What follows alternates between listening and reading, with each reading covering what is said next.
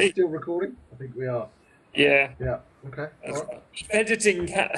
Yeah, I haven't got your video, mate. Is your video on? Here we There you go. go. Coming on. Well spotted. So go on. You were talking about, I think, the patriotism. It just no longer. There was a higher calling for you or something Uh, from the yeah, it's patriot. hard. I don't know where I dropped out. Where we dropped out. Pick it up from kind of What I guess your exit out of the forces Yeah, into your next stage. yeah. So when I left the forces, and pretty soon after that, I met my ex-wife, and we started a family fairly young. That started to become my purpose is being a father Mm. and a husband and a partner. And whilst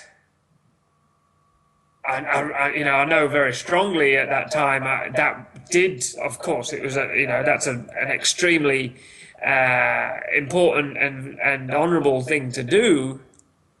I still knew that there was something else I should be doing. There was Mm. something else my some other reason for my life, you Mhm. know. Yeah. But of course, I didn't know what that was Mhm. at that point. Yeah. Yeah, that's only happened sort of recently.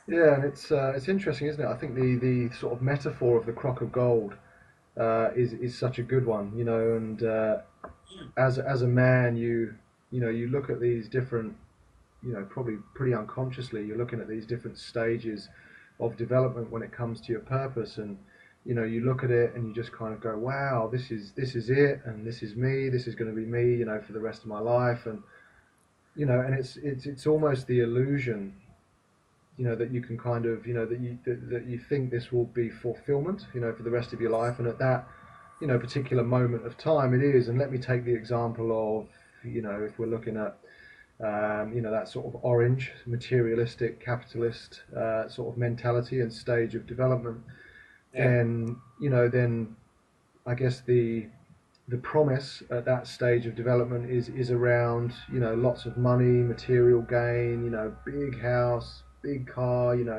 lots of holidays and those kinds of things, and that's fine. We all have those needs, in life, and we all have, lots of different levels of needs, and we can take care of that need, but very often I think as a man you can get to, and actually gain all of that stuff, but then just kind of still feel very unfulfilled, yeah, once you've accumulated all of, the dreams of that stage of development. And I think that's what can really, stimulate growth up to the next stage, and but can often probably spark quite a bit of depression in men as well, where they sort of think, wow, this is everything I've ever wanted, but I'm still unfulfilled. There's still something else that I'm looking for, beyond this. And I think had a bit of a a moment a few weeks or a few months back, and when you start to evolve to the, to the higher stages, it really becomes a soul purpose, and that's really, I think, where, if you're feeling unfulfilled, at whatever stage you're at, then I think you'll constantly be unfulfilled at the different stages until you get to that. I mean, that's ultimately where we're all going, and we all have a soul contract, if you like, in this lifetime, and yeah, that until we really hit on that, and until we really start to mobilize that purpose, then I think we're forever going to be, unfulfilled and chasing that crock of gold, or whatever it might be. So and that's I think mega important when we start to, and we can still take care of all the other things that have come before it, because I think that's really very important as well. That we need money to survive in the world, a lot of money if you live in Sydney, You know, Yeah. we have basic survival needs. You know, we need to take care of that. You know, a relationship, so on and so forth, and you know, being a father, like you just mentioned as well. So there's lots of things that we can take care of, you know, and fulfill those needs, as well as, you know, fulfilling, you know, the needs of our soul in this lifetime as well. That's it, and I think Maslow's hierarchy of needs as a model just states that pretty perfectly. Really, is that and the recognition that you know, it's not always a forward progression as well, because depending on where we are in our life, uh, we can come back to down to those basic needs. Just you know, just for those that are unfamiliar with Maslow's hierarchy of needs, is basic. You've got your physiological needs, which are your basic needs: food, water, clean air, safety. Oh, sorry. Then we go into safety. So safety is around family, shelter, having support. For modern society, it's about employment and getting the resources that we can call on to survive. And then once all those are taken care of, then we can move into love and belonging needs, which is all around friendship and intimacy and love and family. And, you know, it's not just for security's sake, it's for something better than, something higher than that, something richer than that. And then, of course, when they're taken care of, we can go up into these esteem needs, which is all around our self-esteem, confidence, respect of and by others, achievement, feeling good about ourselves. And then we go further on into the self-actualization needs, where it's all around serving that higher purpose, putting ourselves aside for serving that higher purpose, you know, and it comes into morality, creativity, and yes, those higher callings that we all know are there at some point, whether we're conscious of it or not. But where depending on where we're at and where our needs are being met or not met, if we're not ready, if we're not at a point in our life, there's no way in the world that we can be starting to actualize those higher goals and needs. Yeah, he describes those first three stages as deficiency needs, doesn't he? And then exactly, you know, because exactly. we are deficient and we need, you know, we're kind of, you know, we're taking and we need stuff, and then the sort of the two higher stages he sort of refers to as being like you're full and, you know, absolutely brimming full, and then that's when you can start to give back to the world. Exactly. And you know, there are times in our life, and we've all been there at some point, where we don't have our basic needs met. You know, we're not earning enough money to, you know, maybe the shit's really hit the fan and we lose our house, we lose our employment, we lose our family. We're not motivated by our self-esteem, by our self-actualization, by those higher callings at that point, because all we focused on is feeding ourselves, housing ourselves. So it's not always a forward progression and forget where we've been, because we can go back there too. So it's important that we recognize what purpose is at those different stages and levels and in the hierarchy, dependent, you know, regardless of what model we're using, whether it's Maslow's needs or whether it's integral theory or whether it's spiral dynamics, you know. It's important that to recognize that we go up and down that ladder. Yeah, absolutely. And I think it's important not to be too hard on ourselves as men as well, that, you know, we shouldn't be sort of punching for these higher stages without without having first taken care of these lower needs, you know, because trying to ground your higher purposes, you know, whilst you're very, very stressed and in a fear state and anxious, you know, about not having enough money is, yeah, I mean, it's kind of, it's sort of, all of those very basic alarms start going off in us. If you're looking at it from the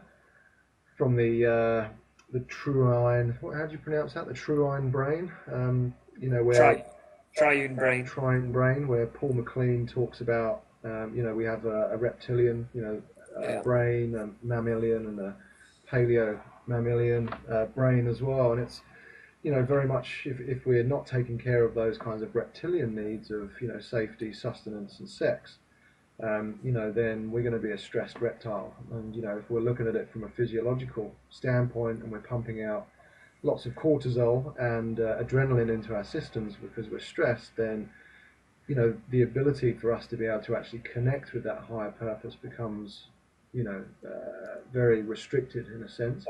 I just don't know that it's possible. Yeah, it's not, and that's kind of, I guess, when you aren't stressed, then you'll get flashes of it coming through, because that's, when we are in those deeper states of consciousness, that's when we start to get, visions of our purpose.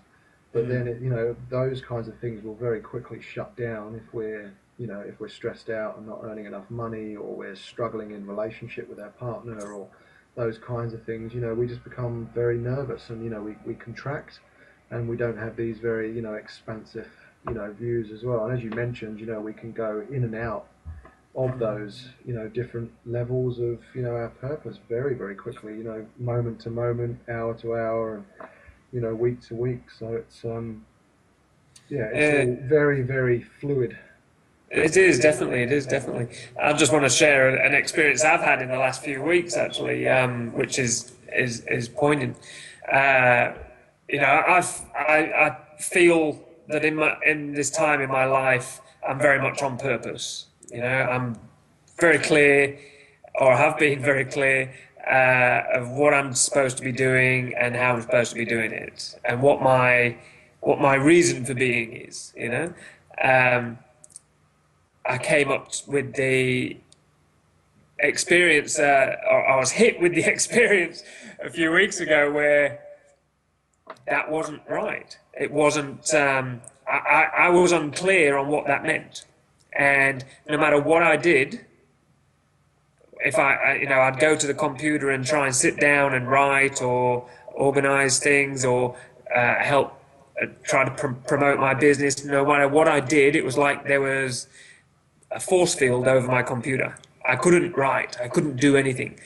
There was just no flow. Just wasn't happening. And so I had this conceptual idea around, this is what I should be doing, and I have to do this, and I know what my purpose is, so I got to do it. And then, so of course, when I wasn't able to do it, I was getting frustrated. It started triggering all of these different shadow aspects around, oh no, maybe I'm wrong, maybe it's all bullshit, maybe I'm kidding myself, until I came up with the understanding that, no, I just need to sit and do nothing. Mm-hmm. And at that time, I knew, now in hindsight, I know that I just needed to let some sort of creative download percolate through my being until it was ready to actually be actualized. But I wasn't ready to do it at that time. So I just needed to sit. My being just needed to sit and do nothing. At that point, that was my purpose. And it was through, a few days of sort of wrestling and resisting that fact, that message that I was very strongly getting, that no, okay. And I surrendered to that and realized, okay, I'll just sit, I'll be quiet. Mm-hmm. And I won't actually be in my mind, in this over masculinized idea of what we have to be, what purpose actually looks like. Because it's all, when we think of being on purpose, it's all about doing. Sometimes purpose means being. Sometimes purpose means shutting up, being quiet, and listening to those those inner messages and the outer ones. You know, what are the messages to be heard, and that's your purpose in that moment, to realize what your purpose is for the next moment. Yeah, and that's kind of, I guess, looking at purpose, in the moment. I mean, I guess you can have, these quite big visions in the future, of, what your purpose looks like, and, but like we mentioned at the start, sometimes purpose is, literally moment to moment, and, it can, listening into this, potentially you might be feeling that you might be really far away from that, deepest purpose that we looked at, and, taking care of what your soul's needs are in this, in this particular lifetime. And, but we were chatting as well before we came on air, weren't we, about how actually that, you might not need to change jobs at all, because obviously being a man, you've obviously, you have certain responsibilities that you need to take care of, and maybe that's a mortgage, a wife and kids, and whatever else that you've got. And some men, can potentially feel a little bit stuck in the sort of, and just can't work out how to kind of go, connect, to their deeper purpose in life, whilst, taking care of, all of their responsibilities. And I think you've just kind of touched on there that sometimes, your purpose might be about exhibiting certain, virtues or traits in life, and being able to bring those traits into, pretty challenging environments, like a corporate environment, a boardroom, meetings, with investors or whatever it might be. And, actually... A building site. Building site, yeah. Or, and just these places that really need these, sort of higher traits, to be spread. And, whether it's wisdom, compassion, unconditional love, manifestation, all of these higher virtues that we think of as being, being spiritually intelligent in a sense. And, so there is no need to kind of jump ship. You can actually ground, a very, very noble purpose with, staying where you are, but showing up in that environment in quite a different way to maybe what you're used to showing up in. Yeah. Absolutely. And I think, it's a really important point that you make around purpose. Doesn't have to be our vocation. It doesn't have to be our career. It doesn't have to be the way we earn a quid or a dollar.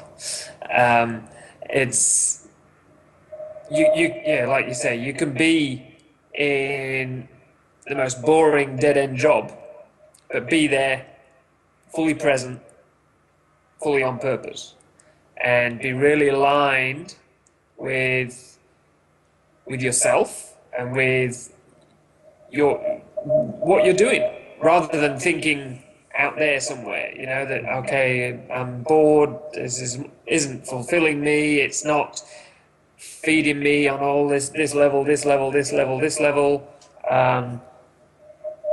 If you're thinking about,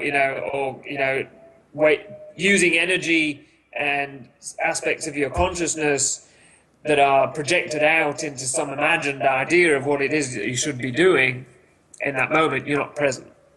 So therefore you're not giving yourself fully to whatever it is that you're doing, you should be doing, you're involved in.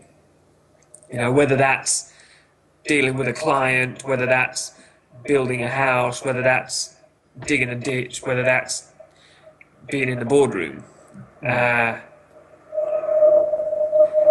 Ultimately, I think when it comes down to purpose,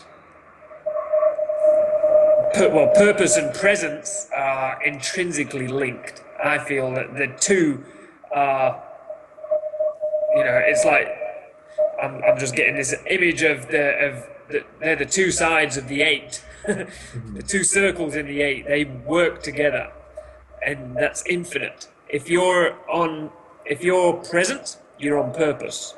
If you're on purpose, you're present. To whatever is arising, whatever your purpose is in that moment. Does that make sense? Yeah, no, it does. It's funny you should say that, because I was just about to say that, and you know, if you're in that dead end job and you're depressed, you're down, you're low, then but then potentially your purpose is to be able to just be very mindful and being very present, with that discomfort of not being on purpose, and just being really present with your depression and your downness and your stuckness. And very often, once we are very present with those kinds of feelings and, discomfort in the body, then, very often that they can shift. And it's when we are present and in the present moment that, we really open ourselves to infinite possibilities. And we mentioned it at the start that, when you really want to plug in with your deeper purpose in life, then, periods of long, silence and, being in isolation are very, very important to allow that sort of inner voice, inner sensation, visions to start percolating through your system. And, then you might actually find yourself, in that dead end job, but, potentially being able to then start to, move towards what is a deeper purpose for you, just purely by, that more moment-to-moment purpose of being mindful and actually, showing up in the world like that. Absolutely, absolutely. I think let's be honest about it. We all want to. I think the ideal is that we love what we do and we do what we love, and if we can make a good living doing what we love, then that's. Of course, that's the ideal that we're all sort of aiming for, isn't it? We all want in life. Yeah. Well, I suppose doing what we love might be sitting on a beach. If you can get paid for sitting on a beach, then awesome. Yeah. You're doing pretty well if that satisfies you on all levels. I don't know that it would satisfy me on all levels, because I think I'd get quite bored personally. But so if we don't have, so there has to be, for all of us, there has to be this idea that there's my feeling. I'm just sort of splurting words out as I'm feeling into this, really. But there has to, I think, intrinsically within us all, there's an idea that there's somewhere that we aim to get. And when we reach that place, whatever that place is, we may never have an idea of what that place is. But I think that's what drives the evolutionary impulse, isn't it? Otherwise, there'd be no purpose for evolution. Consciously or culturally or anything, there's always intrinsically operating within the human condition is this desire to evolve, this desire, this drive, this motivation to evolve and to improve and to progress. And if we I think when we can fall into those times of depression or times of being lost or lacking meaning in our life, is when we're out of touch with or out of alignment with that evolutionary impulse. I imagine, just visually, for those visual people, if you imagine that there's a path laid out in front of you which you're refusing to walk, for whatever reason. Maybe that's just not, maybe the energy's not there, maybe the lifestyle choices that you're making are preventing you from walking that path. And none of us really know what's at the end of that path, because maybe the path just doesn't end. Maybe it's just a constant progression, a constant evolutionary journey. Getting a bit heady, but that's, for me, that is a very powerful drive, and I'm quite in touch with that drive in my life because of the work I've done, because of because of the path I've chosen. But I remember very clearly being that young kid at 12 years old, and I was very aware of that drive that was operating within me. And I feel that that's something within us all, personally, and that's I do that through experience with working with lots of people that are often totally misaligned from what that evolutionary force is driving them towards. Yeah, no, nice. And it's yeah, I think it's and even we have to go through these different stages. We can't jump them, we can't skip them. We have to grow through them, and so growing through an egocentric purpose is very, very healthy. And it's enables us to jump to the next stage of then taking care of our families and our tribes and our nation's needs, and then the world's needs. And then really when you start to do enough work on yourself, through meditation, shadow work, yoga or other energetic practices, that that's when you really, I always use the analogy, not analogy, but it's almost like I took a photo when I was training one of my clients on like the 29th floor overlooking the harbour, and it was the morning, and the sun was just coming through, but there was a layer of dark cloud, but it was a little bit patchy, but you could see the sun rays just breaking through where there were holes in the clouds. And I think that really was just a great way of sort of summarizing in a sense around that evolutionary impulse. And if you go, I guess if you go right back to spirit, and prior to the physical universe coming into manifestation, spirit had an evolutionary impulse to create.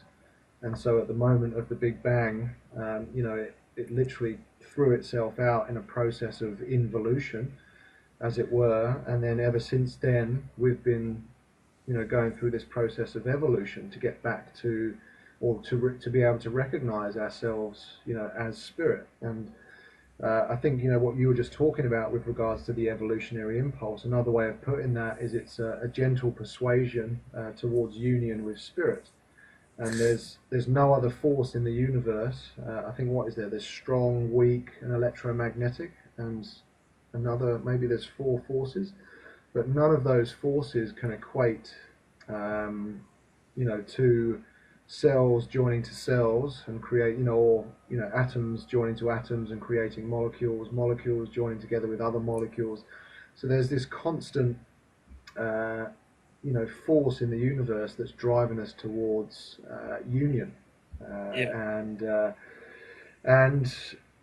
ultimately that's where our purpose can take us. And the more we awaken to that force, and the more we drop our fears around walking that path, and we drop our shadow, and we can call bullshit on ourselves, and the more self-awareness that we actually gain, the more we can actually just allow ourselves to be taken by this force, which is an amazingly strong force. And coming back to the analogy of the sun and the clouds, the more work we do on ourselves, the more we punch holes in this, in the clouds, and then that in turn allows spirit, or the sun, to be able to shine out more and more into the world. And in a sense it becomes our own Big Bang, and this is what's available to every single one of us. It doesn't discriminate. It's not. As I say, it's available to every single one of us. This is what's in our core, and the more work we do on ourselves, the more we can illuminate the world with these very, very powerful purposes, and help. And I think generally that the deeper your purpose becomes, the more it becomes around helping other people and helping that evolutionary process take effect, and igniting it in other people, however consciously or unconsciously.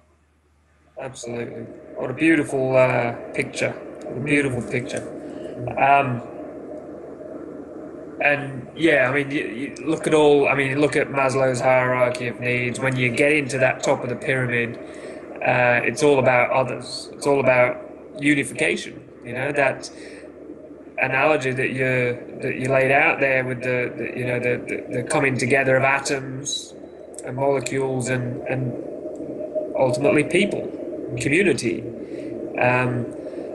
family, and at those lower levels of needs and of development, it's all about myself and ultimately the group that we belong to, the union that we belong to, expands as we evolve beyond ego, beyond family, beyond tribe.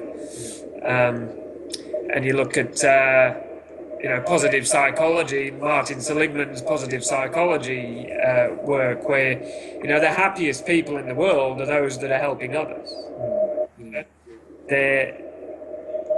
They're not the richest, they're not the ones with most wealth and with most things.